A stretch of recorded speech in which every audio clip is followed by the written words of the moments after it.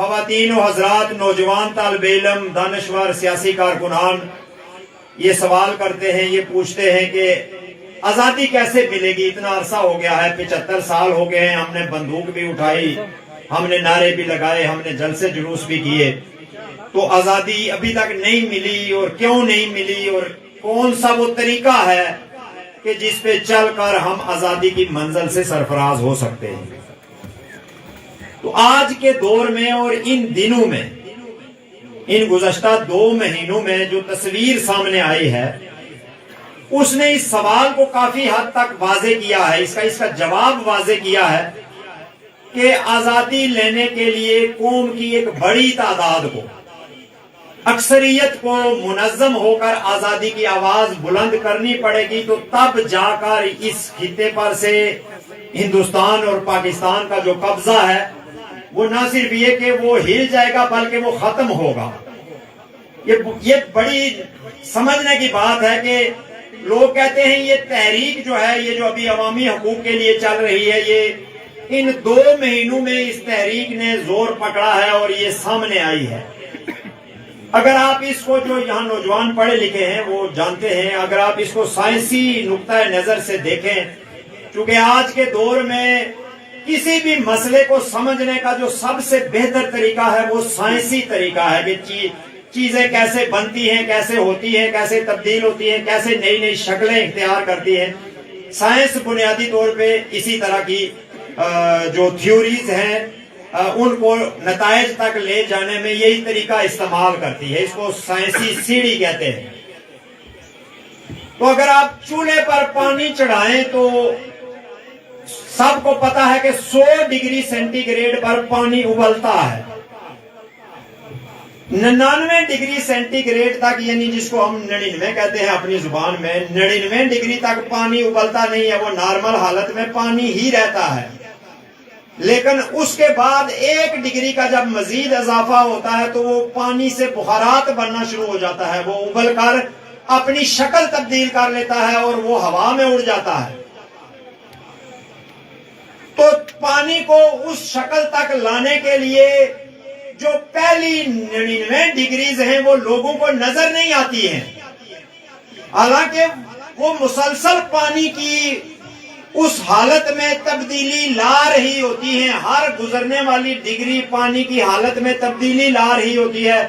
لیکن چونکہ وہ تبدیلی نظر نہیں آ رہی ہوتی اس لیے لوگ یہ محسوس نہیں کر پاتے کہ پانی تبدیل ہو رہا ہے۔ لیکن جب 100 پہ جاتا ہے تو لوگ محسوس کر لیتے ہیں کہ جب پانی سے دھواں اٹھنا شروع ہو گیا اور اب یہ بخارات بن کر اڑ رہا ہے۔ تو یہ جو 2 مہینے سے یہ تحریک جو چل رہی ہے یہ بھی گزشتہ 75 سالوں سے پک رہی ہے، یہ کوئی 2 مہینے کی بات نہیں ہے، یہ کوئی بجلی کے ایک بل کی بات نہیں ہے، یا آٹے کی ایک بوری کے ریٹ زیادہ ہونے کی بات نہیں ہے کہ لوگ یکدم سارے تعلقات، ساری سیاسی وابستگیاں اور سارے نظریے چھوڑ کر چوکوں اور چوراہوں میں آگے ہیں۔ اچانک ان لوگوں کو کیا ہوا ہے؟ اچانک کچھ نہیں ہوا، 75 سالوں سے یہ لاوا پک رہا تھا، لوگ ظلم برداشت کر رہے تھے، لوگ آوازیں اٹھا رہے تھے، ہم چھوٹے چھوٹے جلسے کر رہے تھے، یہ جھنڈے اٹھا کے نعرے لگا رہے تھے، آپ کو بتا رہے تھے کہ بھائی قبضے کی وجہ سے یہ مسائل ہیں، اور قبضے کا مطلب آپ کے وسائل کو لوٹنا اور آپ کی جیبوں کو خالی کرنا ہے۔ کوئی بھی قبضہ آپ کی ہمدردی کے لیے یا دوستانہ نہیں ہو سکتا ہے، وہ چاہے زمین کے ایک چھوٹے سے ٹکڑے پہ ہو یا چاہے پورے ملک پہ ہو۔ قبضے کا مطلب آپ کی ملکیت کو ختم کرنا ہوتا ہے، جس کی زمین پر آپ قبضہ کریں گے اس کی ملکیت کو ختم کریں گے، چاہے اس کے لیے 1 مہینہ لگے یا 6 مہینے یا سال لگے یا 100 سال لگے، لیکن آپ کا مقصد یہ ہوگا کہ یہ زمین میں اس سے ہتھیار لوں۔ تو جب ہم لوگوں کو یہ کہتے تھے اپنے جلسے اور جلوسوں میں کہ یہ پانی پر قبضے کی جنگ ہے، یہ جنگلات پر قبضے کی جنگ ہے، یہ معدنی وسائل پر قبضے کی جنگ ہے، یہ آپ کے زر مبادلہ پر قبضے کی جنگ ہے، یہ آپ کی زمین پر قبضے کی جنگ ہے، تو لوگوں کو یہ بات سمجھ نہیں آتی تھی، ان پہ بیت رہی ہوتی تھی لیکن سمجھنے میں دشواری تھی۔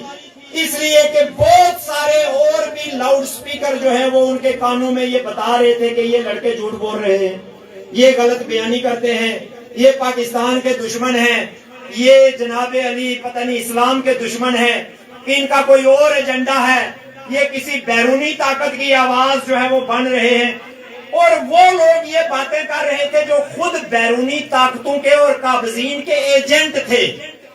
جو ان کے لیے کام کرتے تھے، وہ ان لوگوں کو بیرونی ایجنٹ کہتے تھے کہ جو اپنی زمین کے لیے کام کرتے تھے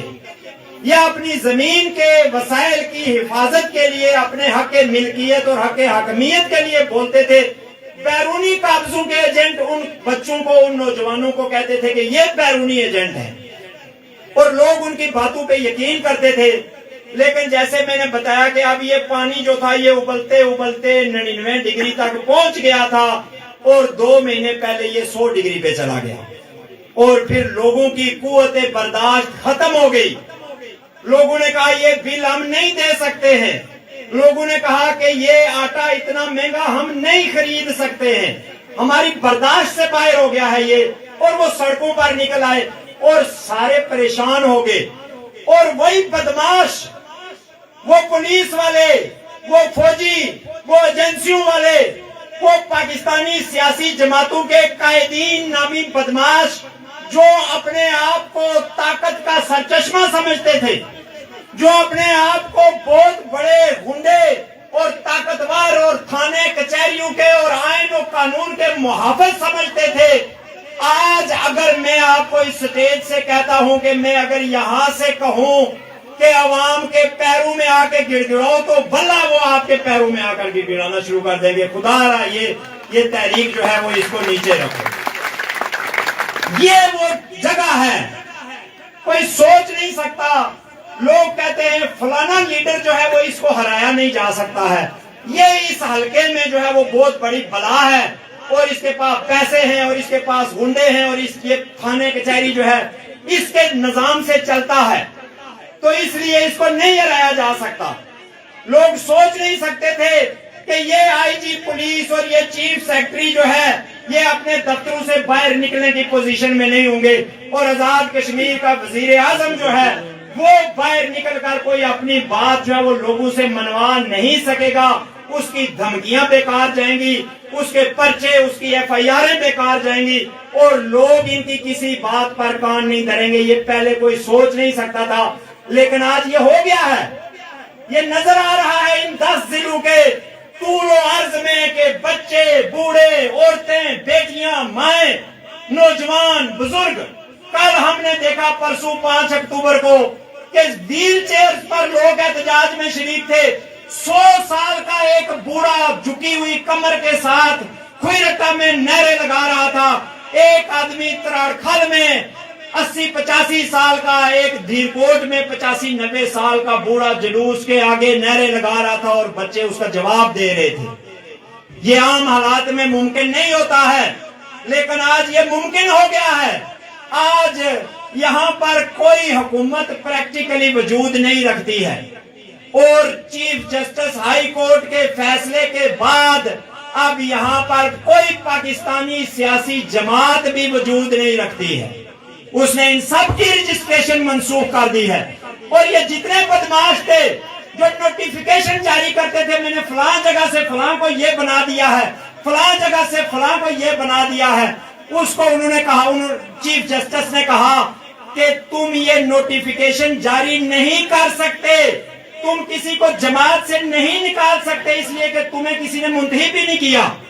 تم خود ہی بدماشی کے زور پہ کسی کو لاڑکانہ سے آیا نوٹیفیکیشن کے فلاں آدمی فلانی پارٹی کا صدر، کسی کو رائے ونڈ سے آیا، کسی کو بنی گالا سے آیا، کسی کو رپوا سے آیا، کسی کو منصورہ سے آیا، فلاں بندہ فلاں پارٹی کا صدر ہے، فلاں بندہ فلاں پارٹی کا صدر ہے۔ چیف جسٹس نے کہا ایسے صدر نہیں بنتے ہیں، اگر صدر بننا ہے کسی جماعت کا تو پہلے جماعت یہاں کی مقامی بناؤ، یہاں پہ رجسٹریشن کرواؤ اس جماعت کی، لاہور کے بندے کے نام پہ رجسٹریشن یہاں نہیں ہو سکتی ہے، اور پھر اس کے بعد اپنے کارکنوں سے ووٹ لو، صدر بنو، اور پھر اس کے بعد نوٹیفیکیشن جاری کرو۔ سارے